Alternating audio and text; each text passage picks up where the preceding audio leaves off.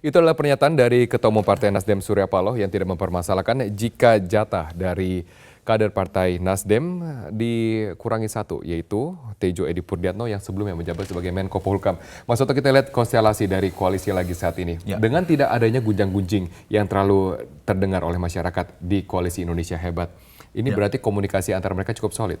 Ya, sebetulnya sudah mulai terasa ya bagaimana stabilitas politik mulai terbentuk. Gonjang-ganjing yang kita lihat dari sebelum pelantikan, pertarungan pembentukan alat kelengkapan DPR, bahkan sampai beberapa bulan lalu antara presiden dan partai pendukungnya pun sempat terjadi perbedaan pendapat. Itu sekarang sudah bisa terlihat ada titik keseimbangan baru lah. Presiden kita lihat mendatangi hampir semua, entah itu Rakernas, entah itu Rakornas, Kongres dari partai-partai, entah KMP atau KIH, lalu bahkan ada ormas-ormas seperti Soksi itu juga didatangi. Artinya Presiden sudah ingin menunjukkan bahwa saya adalah kepala pemerintahan dan secara politik saya megang kontrol. Dan ternyata itu bisa diterima ketegasan sikap seperti itu. Walaupun tentu saja akan selalu ada kompromi yang terjadi. Orang bisa mengatakan masuknya kader PDIP juga bentuk kompromi. Tetapi yang terpenting adalah apakah kompromi ini akan mengorbankan faktor utama kinerja kabinet? Itu yang masyarakat akan nilai. Dan Presiden menurut saya tidak bisa bermain-main lagi di tengah tekanan perlambatan ekonomi global seperti sekarang. Kalau kemudian faktor akomodatif ini sifatnya akan mengorbankan kinerja, saya pikir Presiden juga yang akan menanggung akibat dari tingkat kepercayaan publik. Itu kan bisa diuji dalam survei-survei yang ada. Dari sisi bagaimana persepsi publik terhadap kinerja di berbagai sektor itu juga bisa teruji.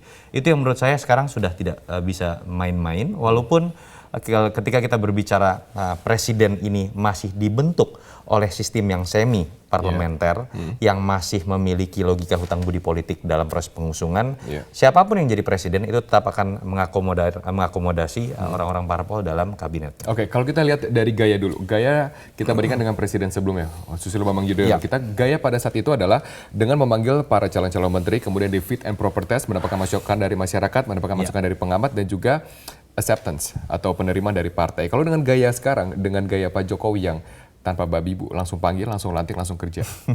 Ya, sebetulnya memang agak berbeda ya. Pesan politiknya? Panggung depan memang lebih ditunjukkan oleh Pak SBY. Bahkan fit and proper test itu seperti diperlihatkan kepada publik melalui media.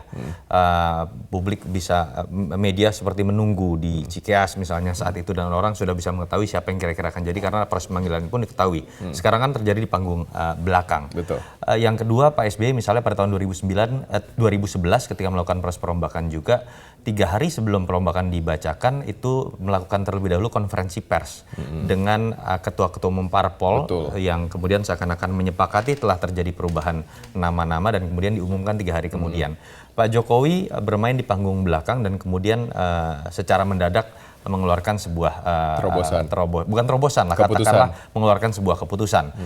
Ya, saya ingin mengatakan seharusnya dalam sistem presidensial yang lebih tepat dikaitkan dengan konteks komunikasi politik adalah dengan cara seperti ini, karena akan lebih mudah menimbulkan gonjang-ganjing politik ketika prosesnya ini langsung dibawa di panggung depan. Karena prerogatif ini sebetulnya bukan hanya dalam konteks tidak boleh diganggu oleh kepentingan parpol saja, tapi kepentingan entah itu pengamat, entah itu civil society yang sifatnya menekan atau kemudian mengeliminir prerogatif. Bukan ada gonjang-ganjing politik ini baik untuk popularitas dan juga elektabilitas, apalagi menjelang pilkada serentak. Kalau apa yang ditampakkan oleh Pak SBY itu menjadi kritik keras, walaupun mungkin tadinya itu